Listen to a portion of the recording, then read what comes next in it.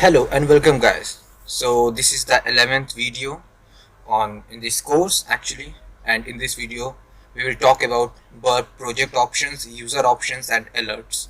Okay, so we have already gone through 10 videos and you have watched all the necessary tools which are present in Burp Suite, and I think by now you must have practiced all of them and you must be knowing that how to use it properly. Okay, so actually this is I think will be going to be the last video for this course, and this is just a supplementary video, as you can say, because if you are a beginner or just starting with Burp Suite and with pen testing, I don't think that it will be much useful for you right now, but I suggest you just see that, because I will be just going I will not go that deep for that because these are just settings, things like settings, but for the sake of this course I need to go through all the different features in Burp Suite. Okay, that's why this video is here. So let's start. So let's first see what are Burp user and project options actually. So for this you need to start your Burp Suite as user. You don't need to suit up your web code. Okay, just open Burp Suite. We will just be going to the surface. Okay, and this is the user options and project options. Actually these two are quite interrelated, so I'll be going through them together. These are related things. Okay, the same thing you can say, just one is a superset and the other is a subset of it.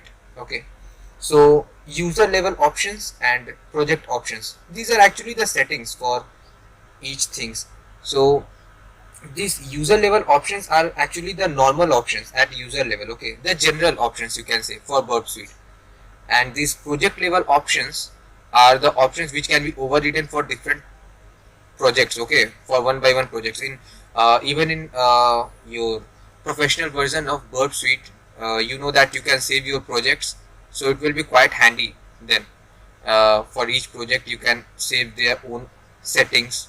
Okay, and these user options, actually what happens is that this user option is saved in the local installation of Burp, so it will always start whenever you start Burp, right? But this project option will only override these options when you choose the project related to it. Okay, because for different kind of projects you can do different settings. Okay, but for a user you can just set a single setting. If you can understand, then user option is like superset and project option is like subset of it. Okay, and just for a simple analogy, you can just assume that let's say you are working in a corporate company. Okay, so in case you might be using some LAN proxy to connect to internet, right? Now this is what we call user level option.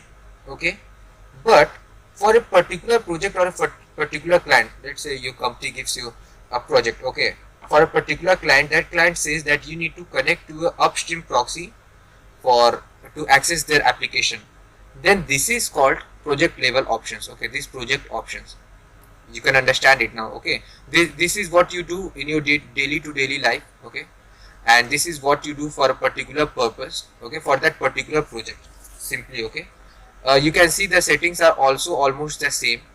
When you go to the user options, it says platform authentication, and actually these settings lets you configure Burp to automatically carry out platform authentication to destination web servers. Actually for every setting there has been written a perfect details of it, and when you try to just see the different options present, you can see that it's giving you the host, the authentication type. It can be basic and NTLM, version 2, version 1 and digest. So it's like if the client gives you the necessary details, you can just enter it here, or if you have created your own account on that web server, then you can, but most of the time the client will give you the credentials, then you can enter it here. Okay, and this if you come to the project options, you can just see in the connections that there is the platform authentication. This is where you can override the user options. See, for any project, if I try to override the user option, I can just tick mark this option, just check mark this option, and then add my own credentials for that project. Okay, this is for everything. Again, come to user options. You can just see that there is the upstream proxy server option. When you want that the Burp needs to connect to a proxy server and then connect to the web server, or if you want to directly connect to the web server, you can add the different rules here. Okay, the first rule that will match each destination host will be used. Okay, so you can also use regular regex for these purposes. Okay, regular expressions, different kind of regular expressions. And see, in the project options also, if you go to just add, see, you have to fill out these details for the upstream proxy rule. Okay, the now if you come to project options, let's suppose that a company gives me a project. Okay, the client gives me the project and says that you need to use this proxy server to connect to our application. Okay, then because no other person will be able to connect to that application without going through this proxy, right? So that's when you use this option to override user option and then add all those details. Okay, or again, then there is the SOX proxy, same thing. Okay, you can enter your credential for regular use here, and if you want to override this rule, then you can just come here and say override the user options for that particular project and then use those credentials here. If you are unfamiliar with what SOX proxy, what an upstream proxy server is, then you should just browse them, and there are a lot of tutorials on it. You will learn in just a minute that what these are. Okay, and how these are used. Then there is the timeouts option for each project. These are not present in user options, but these are only present in for each project options. Okay, these are normal open-ended responses, domain name resolution, field domain resolution. Actually, this can be the normal is for when you have to get the request and you need to terminate it. Those kind of timing are just timeouts are just given here. I will give you the resources where you can read about each one of them properly, and that will help you out a bit. Then there is the host name resolution. So it actually maps the host name to IP addresses, and it is means to override the DNS resolution provided by your computer. Okay, and it is actually very useful to ensure the correct onward forwarding of requests when host files has been modified to perform invisible proxying of traffic. Okay, it will seem like a means hi-fi thing, but it's not that hi-fi. Okay, you just need to add the host name and IP address here which you want to override, right? It will just override the DNS resolution provided by your computer. Okay, just that. And the out of scope request, actually this is what makes sure that Burp guarantees, in this case the Burp will guarantee that no requests are sent to out of scope targets, and even if your browser sends requests to out of scope items, those requests will then be rejected by Burp. Okay, this is that. This was all for this project and user options actually, but there are more subtabs to it, right? There is one, the HTTP one, then there is streaming responses, sorry, this redirections. In the HTTP sub response, in the redirections, you can just see that what kind of what thing Burp Suite do when it faces a different kind of redirect, and that is all what you can do here. In the streaming responses, you must have seen some websites which are like do changes in real time. Okay, for a proxy which uses what is save and store kind of thing, this can be a real problem. For that kind of responses, you can use this like in share market, that is regularly updating on a per second or per 2 minutes basis. This kind of responses are really useful. Okay, this kind of settings. And this is the status 100 responses. I don't know what it is. That is not so important. Then there is the SSL negotiation. By default, this is what has been selected, the default protocols and ciphers for your Java installation. If you want to change it for your per project option, then you can use custom protocols, and then you need to choose these SSL protocols and ciphers for that particular project. Okay, if the client says so, then you need to do it there. And for the SSL negotiation workarounds, the client SSL certificate, if you need to override, then you need to add it from here, the SSL certificate provided by the client. Okay, I will exit it for now.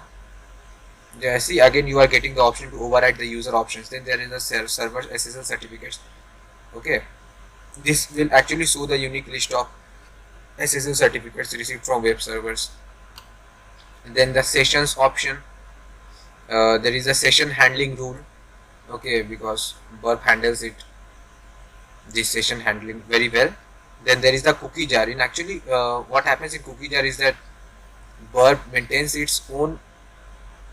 Since Burp maintains its own valid sessions, then it also saves the cookie. Okay, which they found in the target and while spidering. Okay, and that is saved in cookie jar.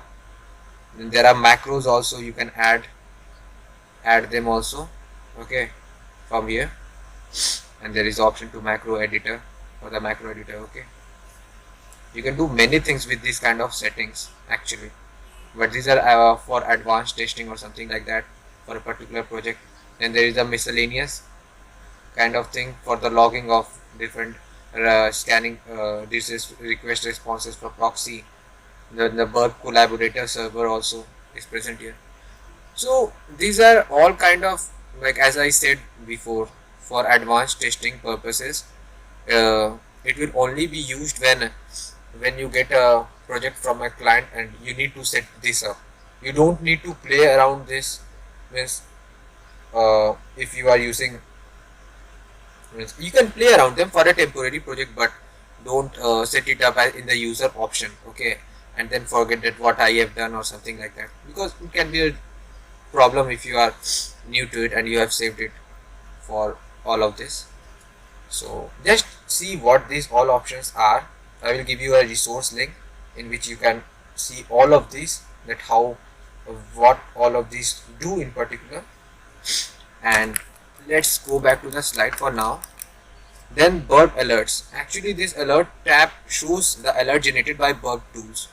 Okay, so actually this is not a tool like your repeater or intruder. It is actually a place where all the suite wide notifications that Burp want to share are shown. Okay, just say as it has been written in the slide, this information will be very much useful while troubleshooting your network connection or any SSL kind of problems, SSL negotiation kind of problem. If the same alert is generated more than once in succession, the alerts are written in a single entry in the table, and there will be a numbering there, 1 or 2 if the for the number of times the alert was generated.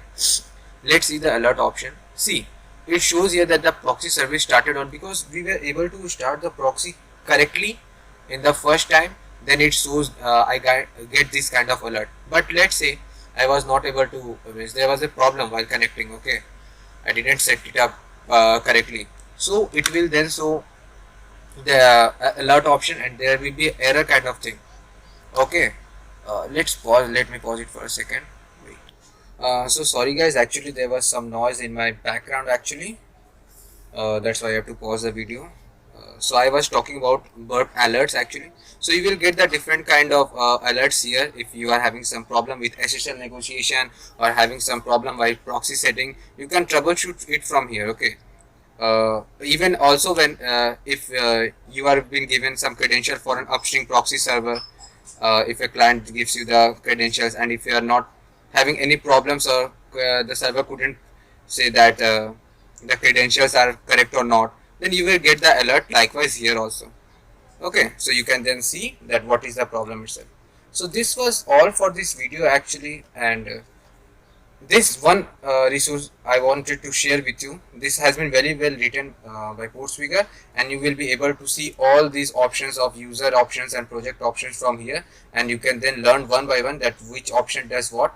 I just went through them, I didn't went through them in a deep, but that has been written perfectly there. Okay, so you need to see it from there also. So this is all from this video. I hope you must have liked this course, web app pen testing using Burp Suite. So thank you all for watching this video and this course, taking this course. So till then, happy hacking and keep breaking applications. Bye bye till then.